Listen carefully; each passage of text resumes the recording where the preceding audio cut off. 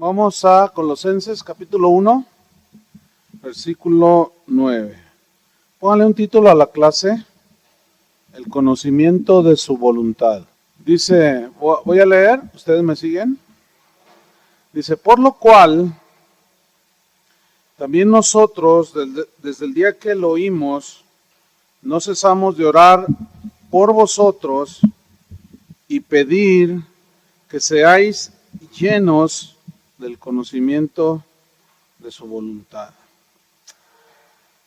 Fíjense que el orar unos por otros es algo que es una instrucción de la Biblia, que oremos unos por los otros. Cristo oró por sus discípulos, ¿se acuerdan? En Juan capítulo 17, Él oraba para que pues, Dios los guardara del mundo, que Dios los dirigiera, etc. Y aquí vemos a Pablo que ora por los colosenses. Ahora, si notamos bien, la oración de Pablo es netamente espiritual, o sea, pidiendo cosas netamente espirituales, ¿sí? Dice, no cesamos de orar por vosotros y pedir que seáis llenos del conocimiento de su voluntad. Aquí la palabra llenos es muy importante, es importante estudiarla, porque dice que él pedía para que ellos fueran llenos ¿de qué? Del conocimiento de su voluntad. Fíjate por la llenura que pedía Pablo. La palabra llenos viene del griego plero, así como suena, plero, y tiene por lo menos dos significados. Uno es ser llenado totalmente con algo. En este caso, del conocimiento de su voluntad. Pero ese ser llenados totalmente con algo implica ser completamente controlados por lo que te llena, ¿sí? Por ejemplo, ¿se acuerdan en Hechos 2? Que dice que los discípulos estaban ahí en el aposento alto y dice que fueron todos llenos ¿de qué? Del Espíritu Santo, ¿sí? Es decir, que fueron totalmente inundados del Espíritu Santo y por lo tanto completamente controlados y dirigidos por el Espíritu Santo. En Hechos capítulo 6, versículo 5, habla allí de un hombre llamado Esteban. ¿Se acuerdan que era uno de los diáconos? Y dice en Hechos 6:5,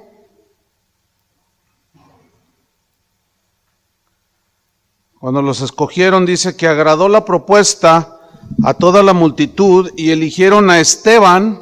Fíjense cómo era Esteban. Era un varón lleno de fe y del Espíritu Santo. O sea, era un hombre totalmente lleno, controlado, dirigido por el Espíritu Santo. Y controlado totalmente de una confianza, estaba tan lleno de fe que tenía plena confianza en Dios. En mismo Hechos, en el versículo 9, 6:9, dice que entonces se levantaron unos de la sinagoga llamada de los libertos y de los de Cirene, de Alejandría, de Sicilia y de Asia, disputando con Esteban. Pero no podían resistir a la sabiduría y al espíritu con que hablaba. Vemos entonces aquí a un hombre de Dios, a un diácono, ¿sí?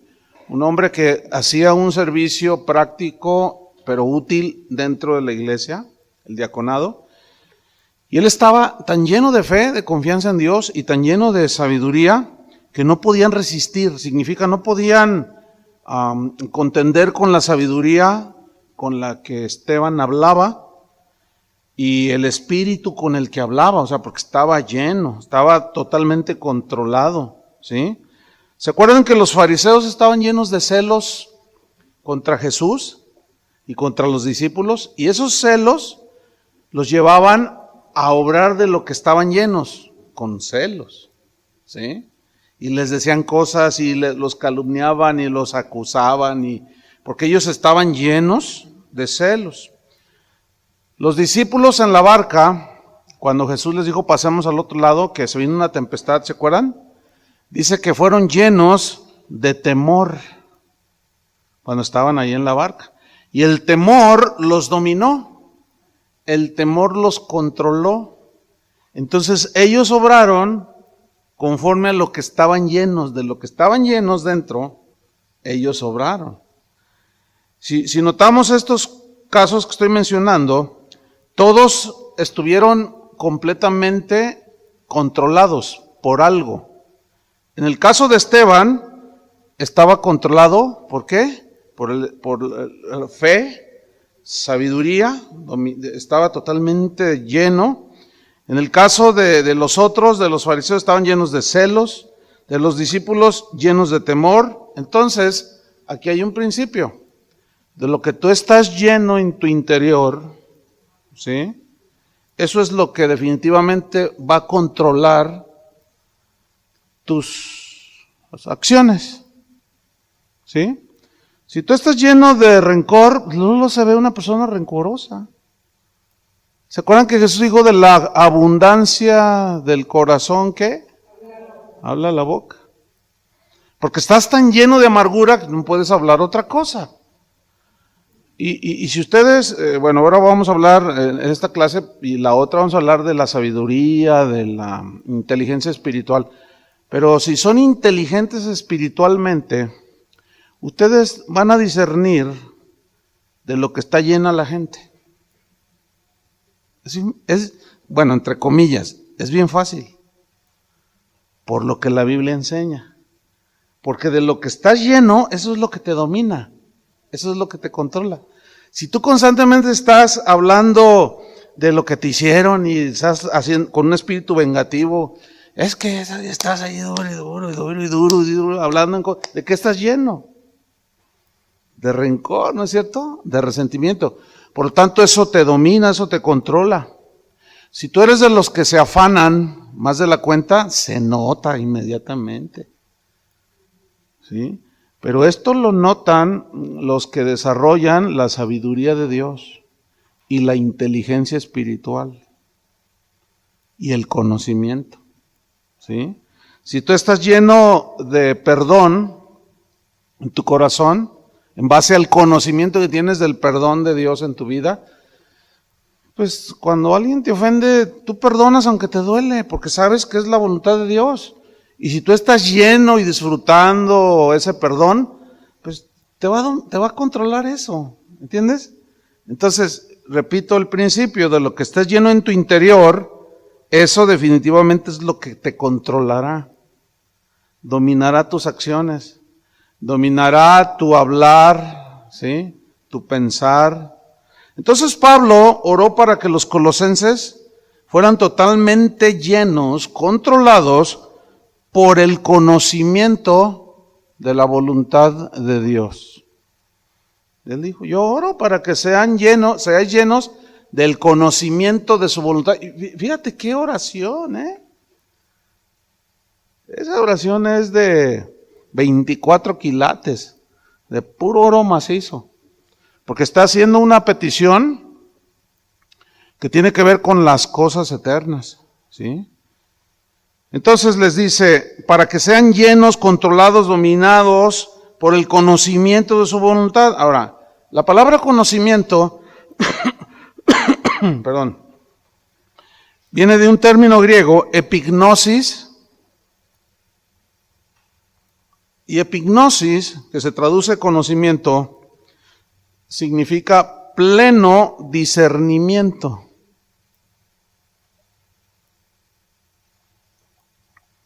O sea que tú, a medida que vas conociendo y siendo controlado por el conocimiento de su voluntad, tú vas teniendo pleno discernimiento de lo que es bueno y de lo que es malo. ¿Entiendes? En los temas que no son medulares, sino que son de la conciencia, de la libertad cristiana, si tú tienes un pleno conocimiento, tienes un avance en el conocimiento de su voluntad, no eres de los que se dejan controlar por reglas, por legalismos, ni te dejas llevar por el libertinaje, sino que acomodas todo, ¿sí? Porque hay muchos que basan su cristianismo en guardar el domingo, o sea, hasta venir a la iglesia le atribuyen poderes. Dicen, voy a ir a la iglesia para que me bendiga. ¿Qué es eso? Eso no, ese concepto no está en la Biblia. Voy a ir a la iglesia para que me bendigas. Sin embargo, cuando hay un desconocimiento de esto, pues ¿cómo va a haber discernimiento? Entonces el pastor le atiza, ¿no? Los pastores le atizamos a la gente. Por eso Dios no los bendice, porque no vienen a la reunión. Porque la Biblia dice que no dejen de congregarse. Vengan, congréguense para que Dios los bendiga. No, eso no consiste. Venimos porque adoramos a Dios, ¿no es cierto? Y para conocer su voluntad. Pero no atribuirle ni a la asistencia, ni al ayuno, ni a otras cosas, poderes que no tienen. ¿Sí? Y si tú eres lleno y tienes un equilibrio y tienes un pleno discernimiento, un pleno entendimiento, también significa plena información, que es algo que el Espíritu Santo da, ¿verdad? Y tú no eres de los que andan diciendo allí que si celebres o no Navidad, o sea, si tú quieres hacer algo, tú lo haces, si no, no lo haces, o sea, el que hace caso del día lo hace para el Señor, el que no lo hace, no lo hace para el Señor, pero Dios los ha recibido, dice Romanos, ¿no? Entonces, es una señal de adolescencia o de niñez espiritual, aquellos que basan su cristianismo en esas cosas. El cristianismo es muchísimo más que aretitos, que muchos predicadores se la pasan tirándole a los aretes. Son del mundo, son del diablo, ¿verdad? El cristianismo es muchísimo más que pantalones y que aretes, ¿o no? El asunto es que como no están llenos del conocimiento de su voluntad, de una información, de un discernimiento, pues es un nivel bajo, espiritual. Por eso hay que crecer, por eso Pablo oraba para que fueran llenos, controlados del conocimiento de su voluntad. Ahora, el conocimiento en la Biblia es un tema central. Por ejemplo, en Efesios 1:17 y Filipenses 1:9, para que lo anoten, yo se los leo.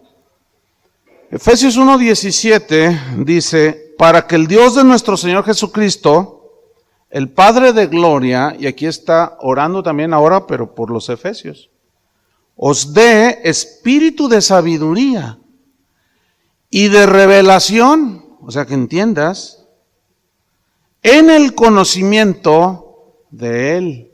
Fíjate qué oración hizo también por los efesios, para que les diera un espíritu de sabiduría. Entonces vamos a hablar de la sabiduría. Y de revelación en el conocimiento de Él.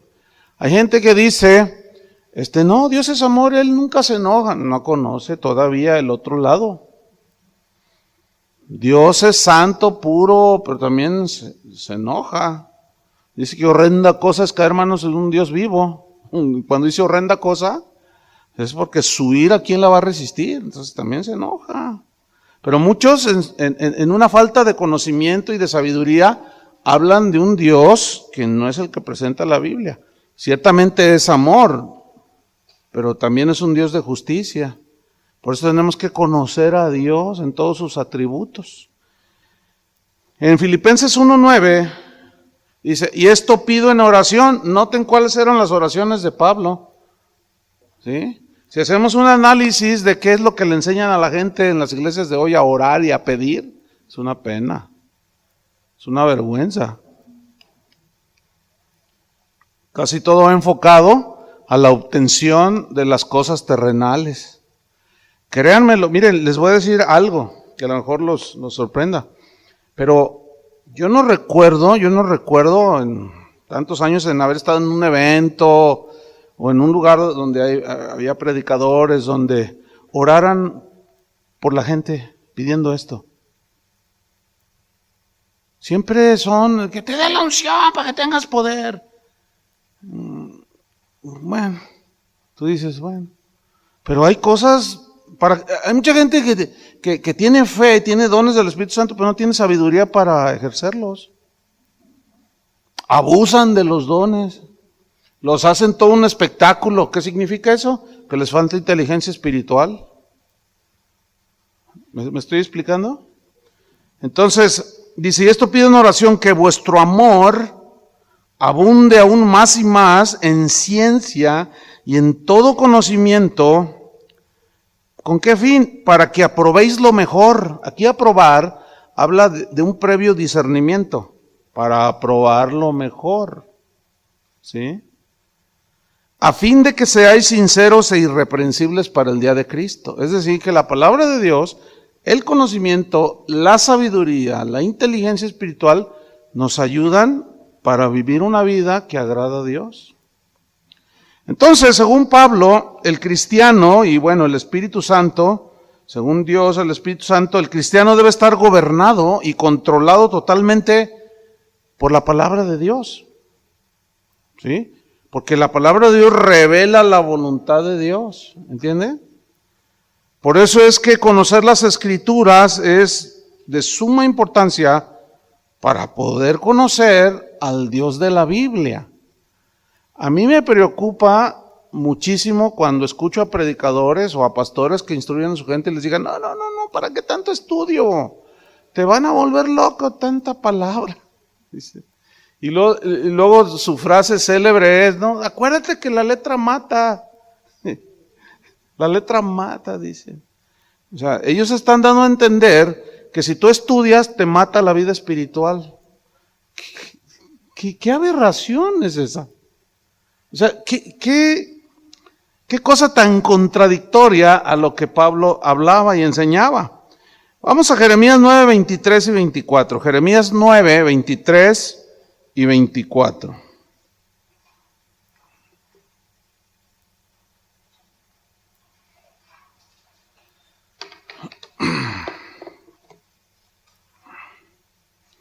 Dice así Jeremías 9, 23 y 24. Así dijo Jehová. ¿Quién dijo? Ok, vamos a ver qué dijo Dios. No se alabe el sabio en su sabiduría. Aquí habla de sabiduría humana. Ni en su valentía se alabe el valiente. Esto es para los mexicanos, ¿verdad? Ni el rico se alabe en sus riquezas. Ya ven que luego son bien presumidos algunos, ¿no? Versículo 24. Mas alábese en esto el que se hubiere de alabar, en entenderme y conocerme. Fíjate esas dos palabras, en entenderme y conocerme. Hay muchos cristianos que no entienden muchas cosas que son fundamentales, que lo entiendan. Por ejemplo, algo que es de rigor que vendrá en nuestras vidas es la prueba, la aflicción, ¿sí o no? El quebrantamiento. Entonces los cristianos dicen, es que no entiendo por qué me pasa. Cuando está clarísimamente, muy claro, de una manera muy clara, revelado en la Biblia, que las pruebas son para formar carácter en nosotros. Que el quebrantamiento nos es necesario para alinearnos con Dios, quebrantar nuestras cosas terrenales, nuestros impulsos terrenales, nuestros anhelos terrenales y nuestros deseos. Y Dios tiene que quebrantar todo eso, y eso nos aflige. Y aquel que no entiende que es parte de la formación del carácter de Cristo en nosotros, si nosotros fuéramos diferentes, Dios utilizaría otra manera diferente para formar a Cristo en nosotros. Pero Él lo ha diseñado así, necesitamos el quebrantamiento. Entonces, cuando un cristiano está pasando por una prueba que no entiende, que es parte de la formación de Dios, se saca de onda, ¿entienden? Se turba todo. Ay, ¿por qué? ¿Qué hice mal? Dicen. Ando bien con el Señor. Y otros todavía con menos entendimiento dicen, ¿por qué, Señor, si yo diezmo? El domingo fui a la iglesia, ¿por qué me pasa esto, Señor?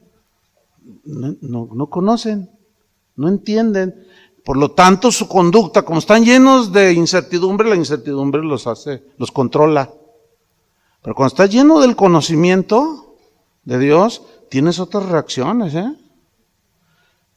Por ejemplo, dices, yo sé que esto tiene un propósito en Dios. Yo sé que a los que aman a Dios las cosas ayudan para bien. Yo no entiendo a lo mejor ahorita qué será lo que Dios quiere formar en mí o qué propósito tiene. Pero yo sé que Dios va a hacer algo bueno en mí. Y eso habla de un entendimiento, de un conocimiento de Dios, de que Él está trabajando en ti. Entonces dice, en esto alábese el que se hubiere de alabar, entenderme y conocerme, que yo soy Jehová, o sea, que Él es Dios, y que Él obra como Él quiere, que las órdenes las da Él, no nosotros le damos órdenes. Hermanos, la oración no es darle órdenes a Dios, ¿entienden eso? Ni mucho menos la oración implica que cada oración que le hagamos, Él esté forzado a contestarla como nosotros queremos. No. Hay que conocer y hay que entender que Dios es soberano. Muchas veces respondió oraciones instantáneas, otras ni las respondió.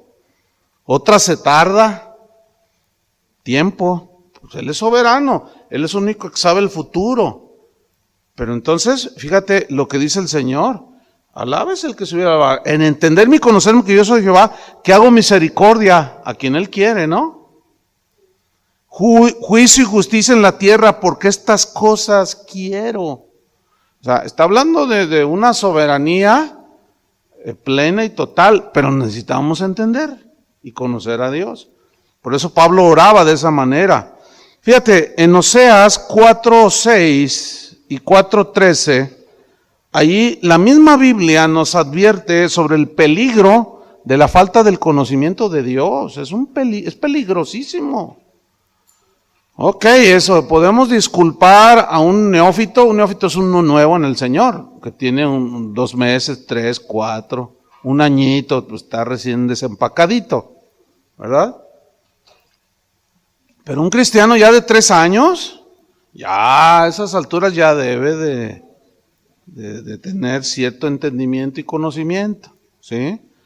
Fíjate cómo las escrituras advierten el peligro de la falta de conocimiento. Oseas 4:6.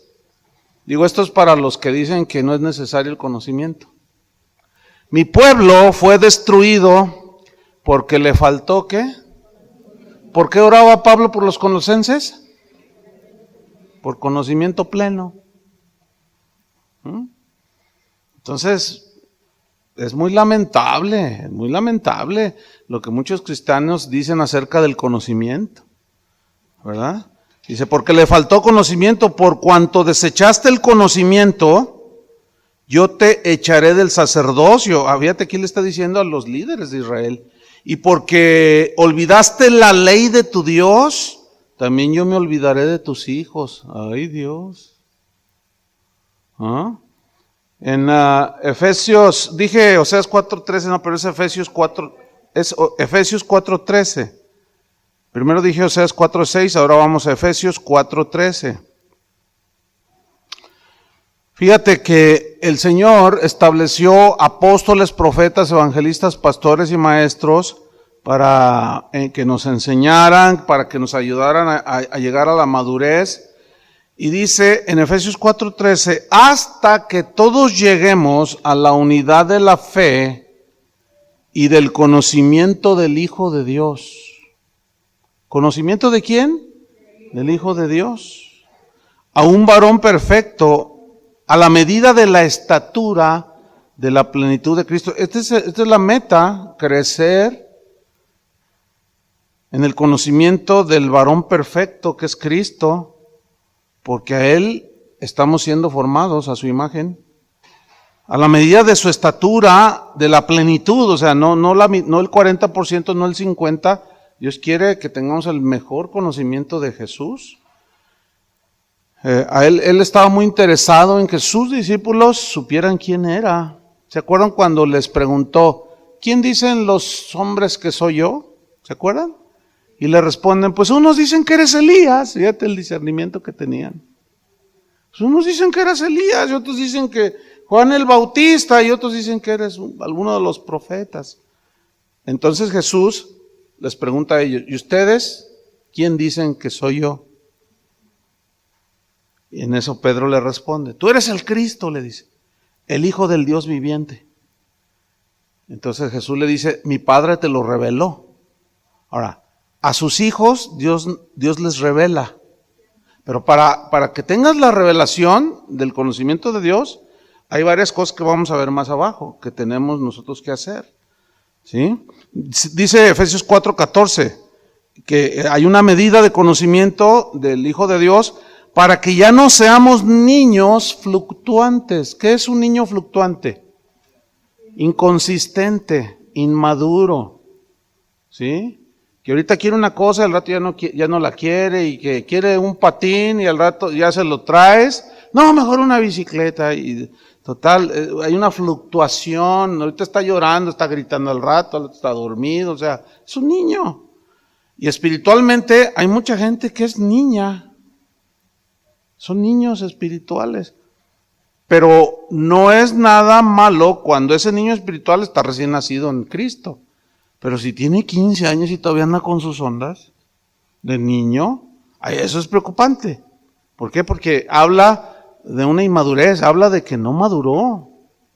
No está teniendo el conocimiento y no está obrando conforme a ese conocimiento. Entonces, hay una ignorancia, ¿sí?, de Dios y de cómo es Cristo y cómo obra, etcétera, etcétera, para que ya no seamos niños fluctuantes, llevados por doquiera de todo viento de doctrina, por estratagema de hombres que para engañar emplean con astucia las artimañas del error.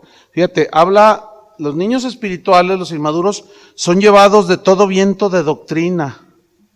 Sopla de acá del norte el viento del polvito de oro y ahí van todos sobre el polvo de oro. Puras cosas irrisorias, hermano. Y que allá del sur sopla otro viento que son las piedras. Ya, si ustedes se fijan, ya está pasando todo eso, ¿verdad? ¿Sí se captan esto? Hubo un auge, ¡ay, polvo de oro! ¡Ay! Todos ahí, ¿verdad? Y caen diamantes y esmeraldas y... Uno aquí decía que le había caído en su iglesia una pepita de 100 kilos de oro, imagínate, ¿no? O sea, rayan en lo fabuloso, así parece que hablan de mitología griega y una de cosas que, ¿por qué? Porque cualquier viento de doctrina los mueve, ¿sí? Ahora, ¿qué vendrá? Bueno, nada más estén observando, ¿sí? Los que hacen guerra espiritual, por allí alguien me mandaba un video, ahora ya hacen inmersiones en el océano para hacer guerra espiritual submarina. Para los demonios, bueno, sí da risa, ¿verdad? Y se ve en el video, ustedes se han fijado, por ejemplo, en Cancún, en Acapulco, hay imágenes de vírgenes, ¿sí han visto? Entonces ellos dicen que pues ahí está el demonio también. Entonces se ve ahí en el video que están ahí atándolo, ¿entienden? Están buceando, ¿no? Y luego se ve uno que le da patadas a una virgen que está ahí. Y luego ya salen, ¡oh, qué tremenda victoria! Ya estamos a los espíritus submarinos. Han de ser anfibios, porque duran ahí y luego se salen, ¿verdad? Y tú dices, bueno, entonces los que viven en el desierto pues no pueden hacer guerra submarina, no más los que viven en la playa. Entonces, no, por favor. Y bueno, ¿qué vendrá después? ¿Quién sabe? ¿Verdad? Pero dice que esta gente, hombres que hacen estratagemas, estrategias para engañar y emplean con astucia las artimañas del error. Ahora bien, ¿a quiénes engañan y a quiénes les ven la cara? Así en buen mexicano, ¿a quiénes? A los inmaduros, ¿entienden? A los que no tienen discernimiento. Asumen que porque es algo así muy, muy espectacular, dicen, ¡ay, qué tremendo, es poderoso eso! ¿Verdad? El otro día me mandaron un correo, pastor, me urge saber su opinión respecto a aquellos que se van al infierno. Entonces, bueno, mi opinión es que pues se ha de sentir re feo, y ya. Pues, ¿qué voy a opinar de eso? Pues, las experiencias personales son muy personales. Yo no dudo que haya experiencias de muchos tipos, pero las experiencias personales no deben ni de predicarse.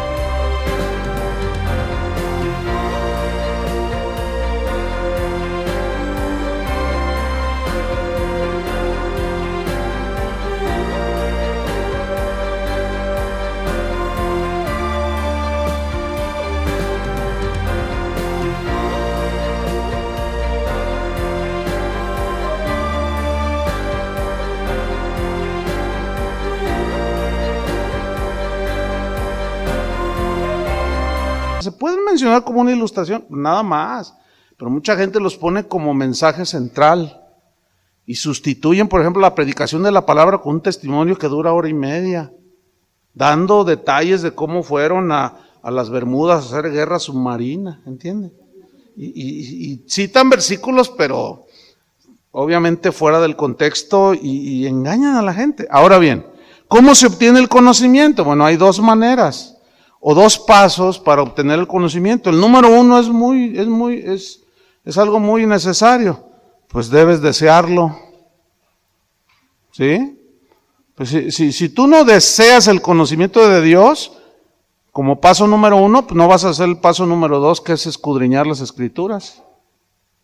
Si tú te conformas con lo que oyes y luego oyes a esos guerreros submarinos, pues imagínate, ¿no? El asunto que es que como ellos dan fórmulas, los seres humanos somos muy dados a la receta, ¿entienden? A la fórmula, no tanto a la guía del Espíritu Santo basada en la Escritura. Entonces, número uno, hay que desearlo. Juan 7:17 dice así: el que quiera hacer la voluntad de Dios. Yo les pregunto, ¿cuántos quieren hacer la voluntad de Dios? Fíjate cómo dice el que quiera, porque no todos quieren. No todos quieren. Hay un pastor que está corrigiendo sus doctrinas erradas y está muy apenado y una convicción tremenda del Señor. Y claro, empezó ahora a predicar el evangelio. Y claro, a mucha gente o a algunos de su congregación no les gusta porque andan mal. Y entre ellos, su líder de alabanza, me está diciendo este pastor ahora durante la conferencia que vino, y le dijo, ¿sabes qué, pastor? Yo mejor renuncio. ¿A qué renuncias? Dice, pues es que está muy duro como lo estás planteando ahora. Antes estaba suave.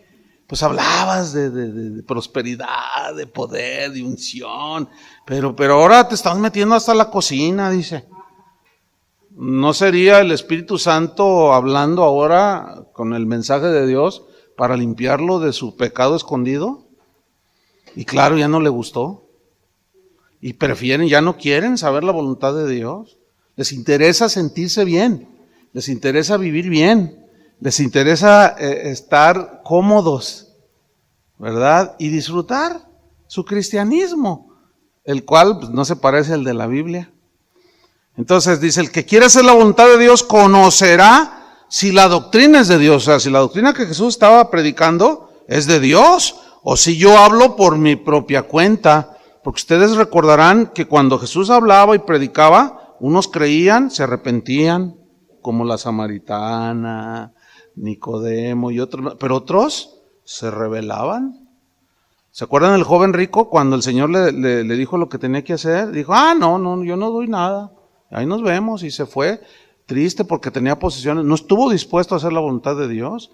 Obviamente en ese momento se cierra la puerta del conocimiento. Entonces, como requisito número uno, tienes que desear conocer, ¿sí?, la voluntad de Dios. Y número dos, para conocer la voluntad de Dios, tienes que estudiar las Escrituras. Tienes que escudriñar las Escrituras. Es que no hay vuelta de hoja, ¿verdad? En Juan 5:39, el contexto ahí es que los fariseos rechazaban a Jesús. Le recriminaban que él se hacía hijo de Dios, cuando ellos en la sinagoga hablaban de que vendría el Mesías, ¿no es cierto? Y lo tenían enfrente y no le creían. Entonces Jesús les dijo en Juan 5:39, si quieren saber si soy yo o no soy yo, escudriñad las Escrituras. Ahí se les dice Juan 5:39, escudriñad las Escrituras, porque a vosotros os parece que en ella tenéis la vida eterna, y ellas, efectivamente las Escrituras, son las que dan testimonio de mí, las que hablan de mí. Fíjate cómo es el asunto, ¿eh? Mucha gente va a las iglesias cristianas, y fíjate cómo se da el fenómeno. Van a las iglesias cristianas, dicen, así dice el Señor, y luego los oyes lo que supuestamente dice el Señor, tú dices, ay Dios, ¿y en dónde dice eso? Una vez en una reunión que por allí hubo, aquí en la ciudad, había unas profetisas en una iglesia, ¿no? Entonces ellas profetizaban y era como ellos se guiaban por la profecía, lo cual es un tremendo error.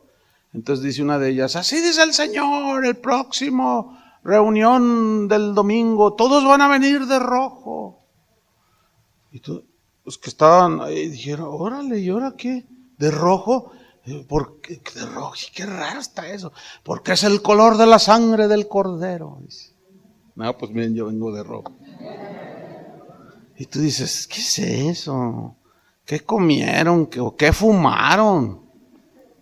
O sea, totalmente fuera de sí, sin sentido, sin sabiduría, sin conocimiento. Entonces, se apantallan la gente que no conoce porque oyen, así dice el Señor. Y en otro lado dice, juzgad las profecías. Dice, no las menospreciéis. Dice, pero juzgad las profecías. Retened lo bueno y desechad lo malo. Porque hay una mezcla allí. Puede ser muy bien trazada y ir en la línea de la escritura, pero puede ser cada cosa. ¿Ah?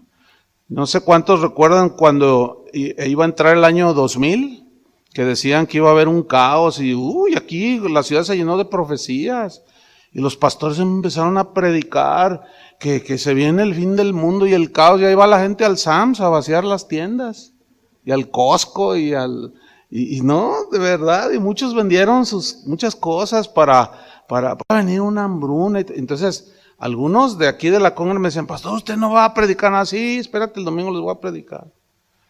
Les dije, nos vemos el 2000, es una mentira eso, no es verdad, al contrario. Entonces yo les empecé a hablar lo que dice la Biblia al respecto.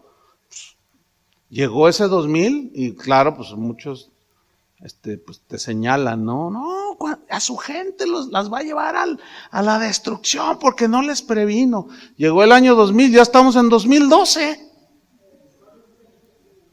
¿Y qué pasó?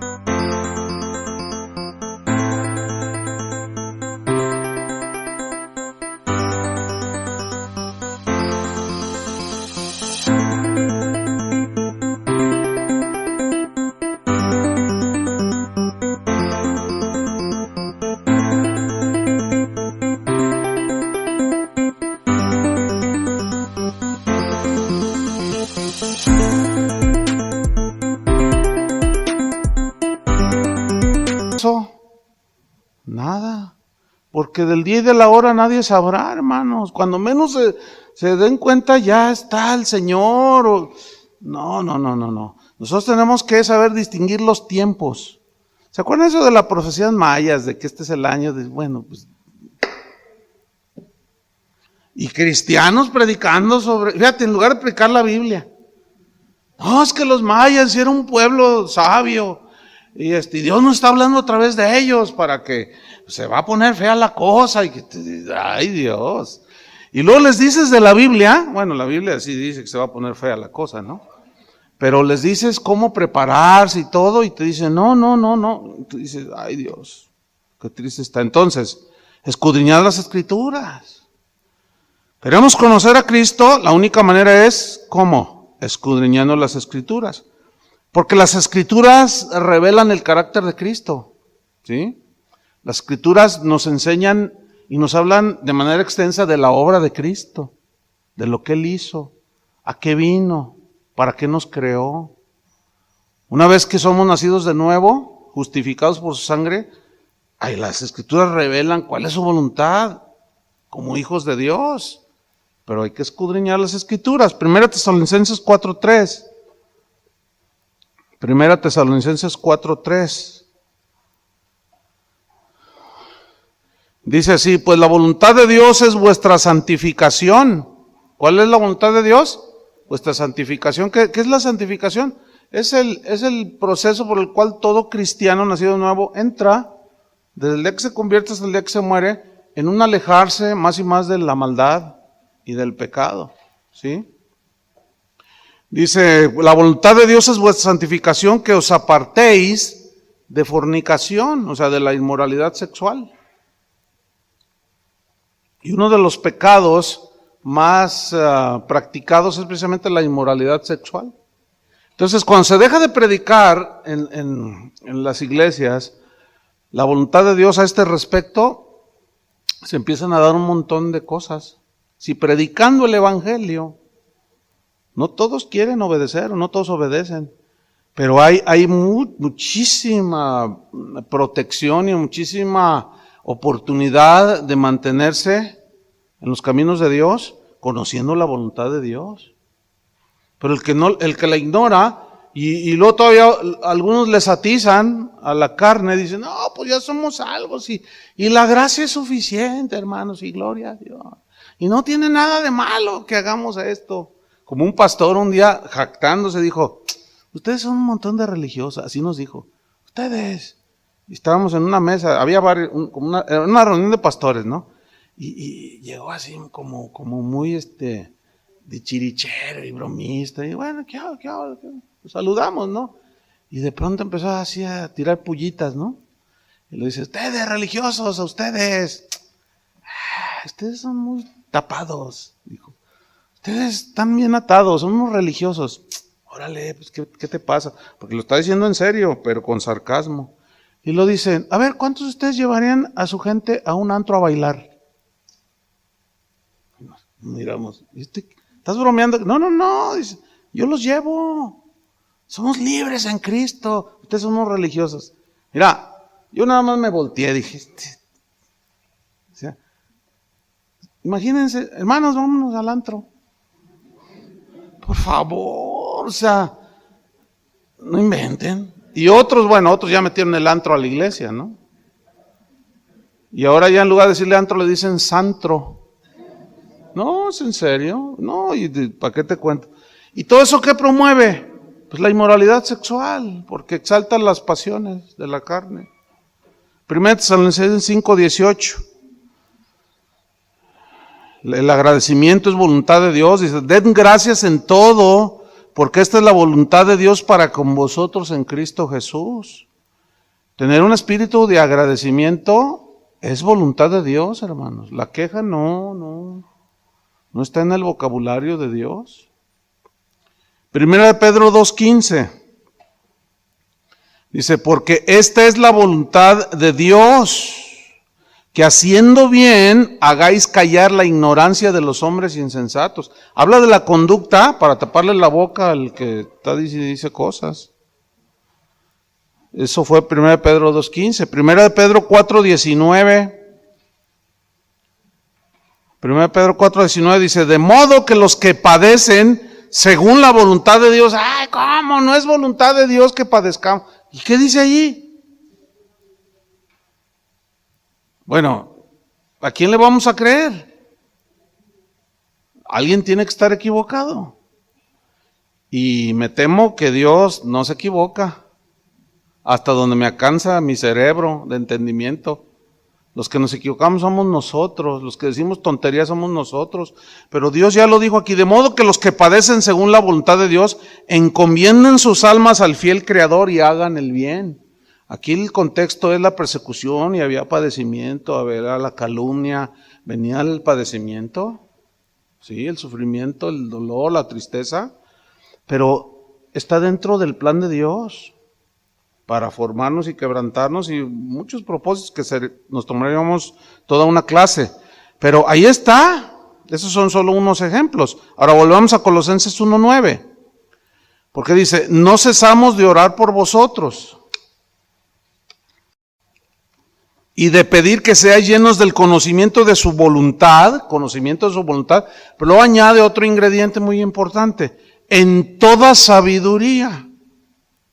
O sea, conocimiento de su voluntad, pero una vez que lo obtienes, necesitas sabiduría para aplicarlo. ¿Sí?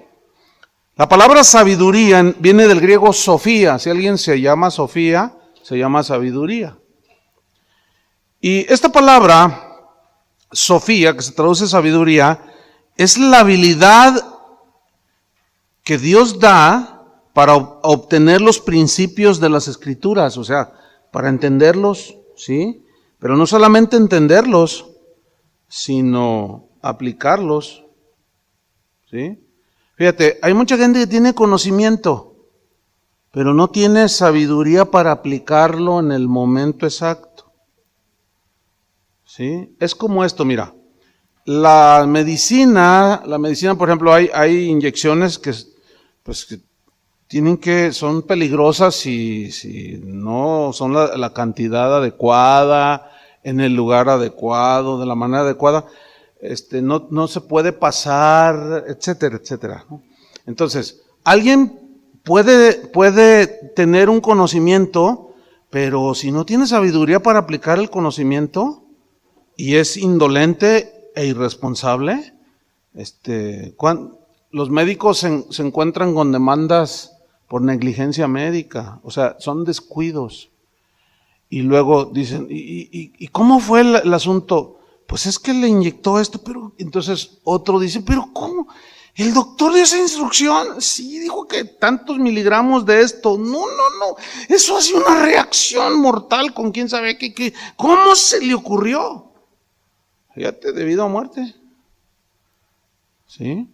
Hay gente que, por ejemplo, si tú tienes conocimiento que los ídolos, como dice Pablo a los Corintios, no son nada, pues ¿qué son? Nada. Pero ahora necesitas tu sabiduría, ¿sí? Para saberte conducir, porque algunos van a la casa de su abuelita y pues la viejita está llena de ídolos. Entonces llegan, abuela, el niño de Atocha es satánico, y enfrente de ella, ¿verdad? Y entonces eso lo confunden con celo. Y si ustedes son observadores e inteligentes espirituales, de eso vamos a hablar ahorita, cuando Pablo entró a Grecia, que estaban todos los altares de los dioses, no se los tumbó a pedradas, ni les dio patadas como los guerreros submarinos. No, él sabía que si hacía eso, corría el riesgo que lo mataran. O sea, y con sabiduría dice que su espíritu se enardecía, viendo la ciudad entregada a la idolatría. Pero de pronto dice que vio una inscripción y dijo, ay, y dice, había un altar que decía, al Dios no conocido. Dije, no, de aquí soy. De les vengo a hablar yo, les dijo. Y les empezó a hablar de Jesús.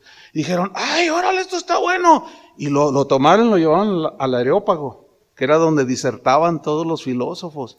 Era un anfiteatro allí de un lugar con una acústica impresionante, que podían estar varios miles sentados y sin esfuerzo se oía por la acústica. Yo he estado en algunos lugares de esos y he hecho la prueba de acústica. Y hablando así bien quedito, así, por ejemplo, así que despacito, ¿me escuchas? Y me escuchan hasta atrás. Dices, pero sin micrófono, ¿eh?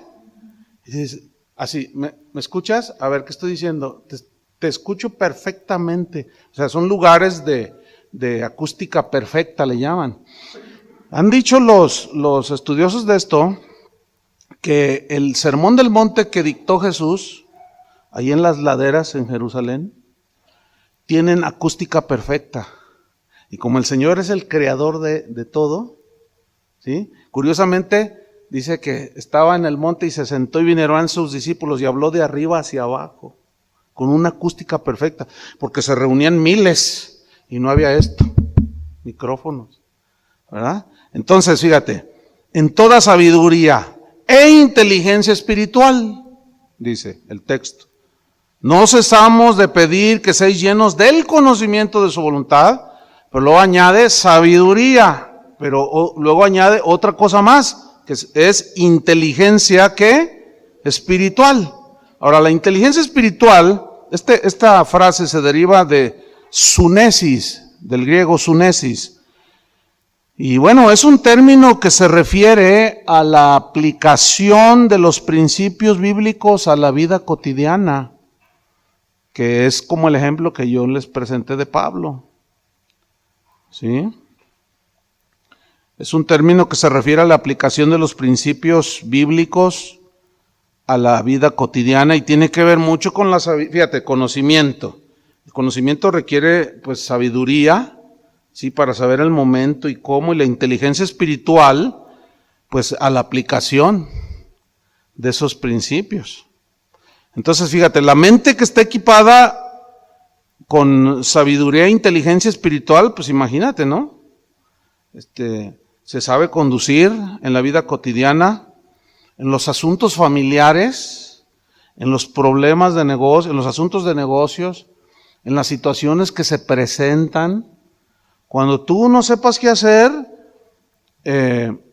pídele a Dios sabiduría, porque se entiende que tú estás obteniendo un conocimiento, ¿sí?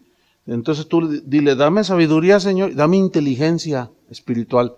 ¿Cómo tratar? Hay veces que me pregunta gente, pastor, tengo mi hijo adolescente y me pasa esto con él, esto y esto y esto.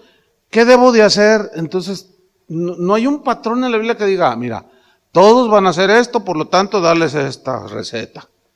No, lo que yo les digo es, mira, ora al Señor, ve su situación, ve su condición, pídele a Dios sabiduría, porque cada hijo es diferente. O sea, la manera en que yo traté a mis hijos cuando eran adolescentes va a ser bien distinta a tus hijos. Créemelo. O sea, esto es porque todos somos individuales, somos diferentes. Entonces, no, a veces yo escucho testimonios que tú dices, ay Señor, bueno, es lamentable porque luego lo quieren encajonar todo. Quieren hacer recetas de la experiencia. No, yo a mi hijo, cuando estaba dormido, yo iba y le ponía la mano. Y oraba por él y se portó re bien.